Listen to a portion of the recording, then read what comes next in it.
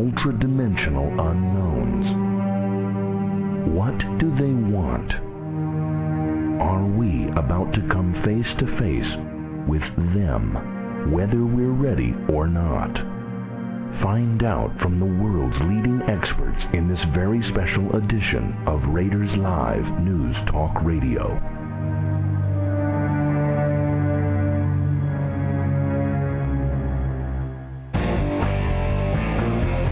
You're listening to RNN Radio, where thinking people tune in. This is the Raiders Live News Talk Radio Show. I am your host, of course, Thomas Horn. As always, joined in the studio by that beautiful pontificate of pony power herself, Nita, and who else but the wild man, Joe Ardis. Hey. And we welcome you to this special edition of Raiders Live News Talk Radio on the timely subject, official disclosure. Prepare for contact. It is our privilege this evening to spend the next hour with Dr. Chuck Missler. Dr. Missler is CEO of the nonprofit organization Koinonia House, which was founded by him and his wife, Nancy, to create, develop, and distribute materials to stimulate, encourage, and facilitate serious study of the Bible as the inerrant Word of God. As a Naval Academy graduate, former branch chief of the Department of Guided Missiles, Chuck had a remarkable 30-year executive career. He served on the board of directors of 12 public companies and was CEO of 6 of them. For 20 years, Chuck balanced his whole high-profile corporate career with his teaching commitment to a weekly Bible study at Calvary Chapel, Costa Mesa in Southern California. Wow, that had to be a big class. After a devastating earthquake in 1992 demolished their home in Big Bear, California, Chuck and Nancy moved Koinonia House to Idaho, where it now reaches tens of thousands through its monthly newsletter, radio shows, cassette tapes, conferences. For instance, more than 8 million study tapes have been distributed in the United States and over 35 countries around the world from this ministry. So, from somewhere in Idaho, ladies and gentlemen, please welcome to this special edition of Raiders Live News Talk Radio, Dr. Chuck Missler. Good evening, Chuck. Tom, it's nice to be with you. I appreciate the opportunity. It's a great time to be with you.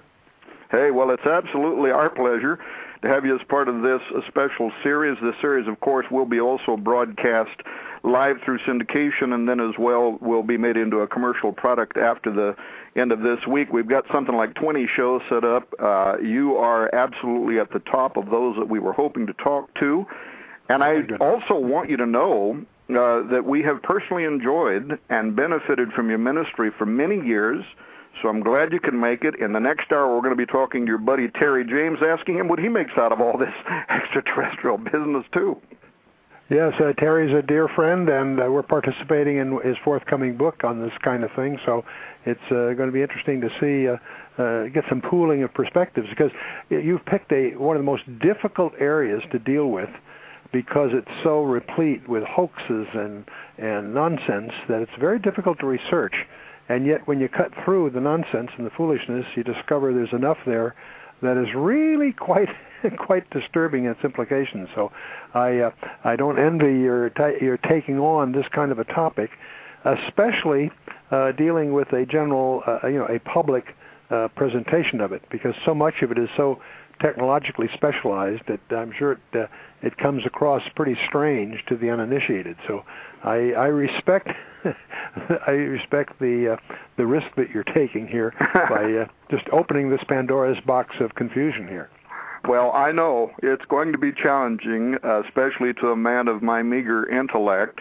You know, of course, and I don't know if you've even had time. I know you're a very busy man. The Royal Society meetings started a couple of weeks ago. They had 2 or 3 days where they had these, what they call dizzying intellects, that were there. There's been a commentary that's been coming forward since through the news. It was a news story today from the Royal Astronomer, Lord Martin Rees, who has the ear of the Queen, and the headline that people could Google if they wanted to is, "Aliens May Be Staring Us in the Face." Very interesting article. Have you had any time to pay any attention to this conference or any of the news coming out of it over the last couple of weeks? No, candidly, I have not. I've enjoyed your book, Apollyon Rising, and some other things that I've been meaning to get at and digging into now, but I have to admit that I haven't really stayed current on the Royal Society meetings. No, well, you must not have read very far into Apollyon Rising if you agreed to do this show. No, I'm quite fascinated with the very unique perspective that you bring to that topic. So I don't want to derail what we're talking about here by going down that path, except to say that I regard that book as a must-read for any serious Christian, and so I'm getting a great deal out of it. Well, but it comes at a penalty, though, of having not prepared particularly on this topic in terms of the Royal Society meetings, because.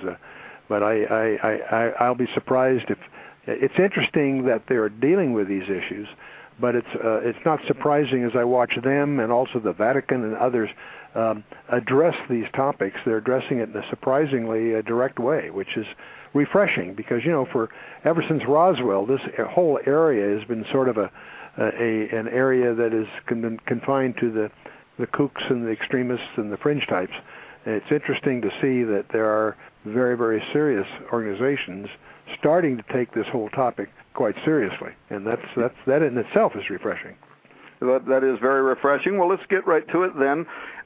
Also, in addition to the Royal Society's anniversary, you have this, I think it's the 50-year anniversary of Frank Drake's famous Drake equation that kick-started the SETI program.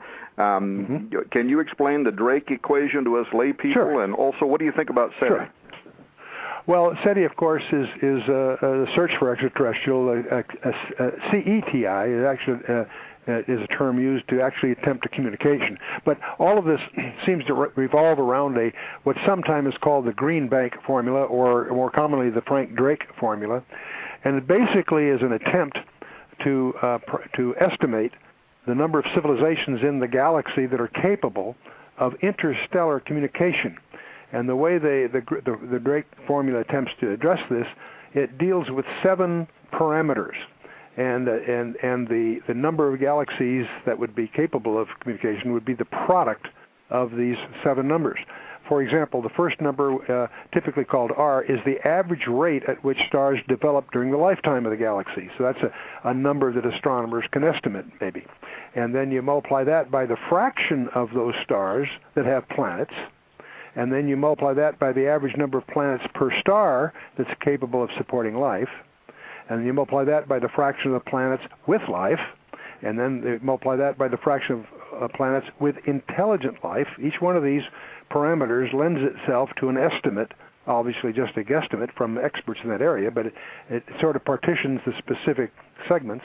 And anyway, you take the fraction of planets with intelligent life and you multiply that by the fraction of planets that have intelligent life capable of interstellar communication. And then you multiply that by the average lifetime of a society capable of interstellar communication. By the time you take a product of all these numbers, you have an estimate of the number of galaxies or civilizations in a galaxy capable of interstellar. Now, back in 1971, they had 84 of the top scientists that they could get their hands on assembled at the USSR in those days, Academy of Sciences, for a conference. And that conference is published, I forget by whether MIT or Wiley Press, but anyway, the proceedings were published. It was very interesting to read the translation of that conference because, in effect, each one of these specialists dealt with each one of the 7 parameters of the famous Drake formula to come up with an estimate. And what's interesting about the discussions is whether they realized it or not, they were really arguing about the very premise of life, really. And what they actually concluded is interesting because they virtually indicated that the only evidence they have is a singular exception, which the casual term would be a miracle, in other words.